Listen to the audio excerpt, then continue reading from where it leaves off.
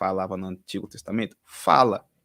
Mas hoje não há necessidade dele falar tão especificamente acerca da sua vontade para a vida da pessoa, porque hoje ele deixou a palavra, ele deixou a Bíblia, o cano está fechado. Então, vamos supor, o profeta ele não tem que mais falar para a pessoa assim, inspiradamente por Deus, o que é a santidade.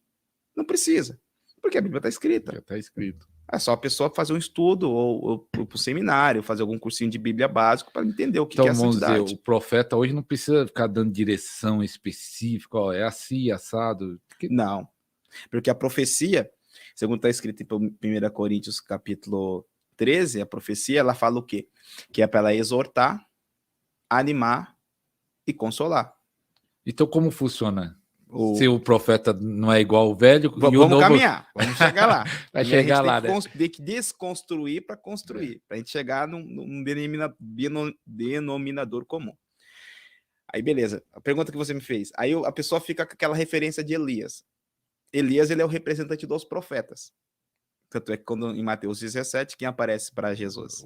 O Elias. E quem mais? E Moisés. Moisés representa a lei. E Elias? Os profetas. Aí a pessoa tem, às vezes, na mente que o maior símbolo profético é Elias. Não é. O maior símbolo profético é Jesus. Vamos lá em Hebreus capítulo 1, ele vai falar o quê? Vamos lá. Hebreus capítulo 1.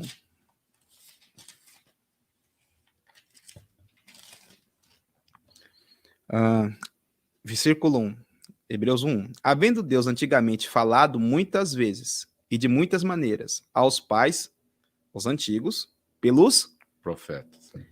E nos falou nesses últimos dias pelo Filho. Então, a referência profética da palavra infalível é em quem? Em Jesus. Jesus. Então, o modelo de profeta é Jesus Cristo. É Jesus. Como Jesus andou, como Jesus se moveu. Porque os profetas no Antigo Testamento, eles não se misturavam muitas vezes. Não. Eles ficavam lá isolados. E Jesus já estava no meio do povo. Estava no meio do povo. Até muito foi criticado, perseguido, até falava, se ele é santo, como ele está ali? Está comendo com o pecador, está vivendo com o pecador, ele estava lá no meio, sendo diferente, mas estava lá no meio. Quando é que havia ação profética no Antigo Testamento? Mas se querer cortar essa ideia, mas tem profeta hoje que se isola também. Eu era um desses. Até ter o entendimento, até ter a graça. Entendeu? Porque você, às vezes... É um problema dos profetas, é o seguinte, né? Mas também será que não se isola porque fala assim, ó, o profeta vê mais o mundo espiritual e acaba vendo coisas erradas e ele fala, não, tá tudo errado, vou me isolar. Será que também é isso ou outras coisas? Sim, também. Às vezes ele não quer se contaminar. Mais ou menos falar, não vou me contaminar. Mas como é que você é luz? Aí também tem isso. Em meio às trevas. Como você vai transformar aí? Onde é que a luz se manifesta? Ou seja, a ausência, que nem a física fala que não existe trevas, existe ausência de luz. Mas para que a luz serve? Para iluminar. Se você é uma luz, se você, você carrega uma luz, você manifesta uma luz, você vai ter que brilhar em meio às trevas para que haja diferença. Esse é o entendimento que eu não tinha. Entendeu? O que é a graça? Por isso que os profetas do Antigo Testamento, vamos lá, quando é que Deus manifestava a ação profética no Antigo Testamento? Moisés, ele foi um profeta? Foi um profeta. Ele profetizou que viria uns semelhante a ele, que é Jesus. Mas ele falou muitas coisas que assim se cumpriu, assim aconteceu. Só que ele foi a pessoa em qual Deus entregou a lei civil, a lei de caráter, né, a lei de conduta, e a lei do sacerdócio. Foi Moisés, então ele é o representante da lei. Elias, ele é o representante de Deus quando o povo se desviava da lei. Quando o povo se desviava da aliança, quando o povo quebrava a aliança, Deus levantava qual ministério para trazer o povo de volta? Profético. Então, na verdade, até você me lembrando disso, então era mais ou menos no Velho Testamento, os profetas levantavam num tempo de crise, né? Isso. Era mais o povo se afastando e Deus levantar um profeta e falar, ó, avisa lá o povo voltar. Você vê que em Juízes já há uma manifestação disso. Em Juízes. Tem um profeta lá no Juízes. Não. Tem vários. Tem a Débora, que vai profetizar para quem? Do inimigo lá, do Baraque, para ir lá lutar né? E tomar os vales, que Deus também tinha dado os vales, e os vales faziam parte do território de Israel, não é isso? Isso. Aí você vai ver também que há algumas outras manifestações proféticas na vida de Gideão, na vida de de Sansão. Você vai perceber que há sempre uma manifestação. Até Davi tem uns salmos proféticos, ele falando do Messias. Então, Davi ele era um profeta. Cantando, adorando, que era música, né? E profetizando. Porque qual um dos dons que o ministério profético ele carrega em si? É o dom de predição. O que é predição? Predizer o futuro. Não vamos entrar nos pontos dos dons, não, que não vamos entrar nos dons também, que como... Porque você falou de Davi, a pessoa às vezes acha que Davi era só um rei guerreiro. Só um rei guerreiro. Não, ele tinha uma sensibilidade tal de profeta. Que tem coisa que ele falou melodia. Lá que aconteceu sobre o Messias, mas não vamos falar quais os dons que opera no profeta, que nós estamos aqui ainda introduzindo para poder fechar a ideia.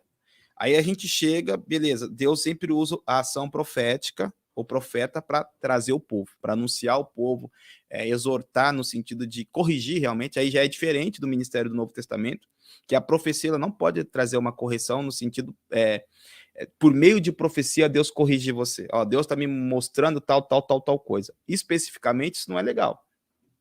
Senão a pessoa vai ser guiada por profecia. E a profecia não é para guiar. E tem uns que ficam viciados, né?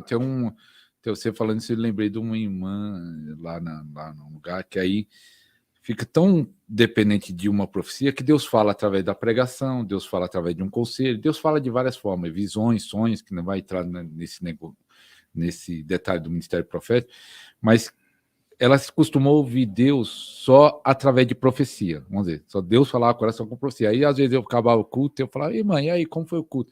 Deus falou com você? Não.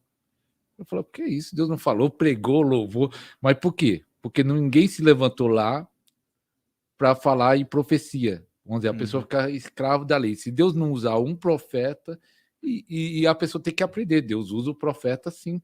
Aqui está um profeta de diretivamente, Deus. né? Deus usa um profeta, mas Deus fala de várias maneiras, não só assim, né? Ser preso nisso. Por quê? Vamos lá.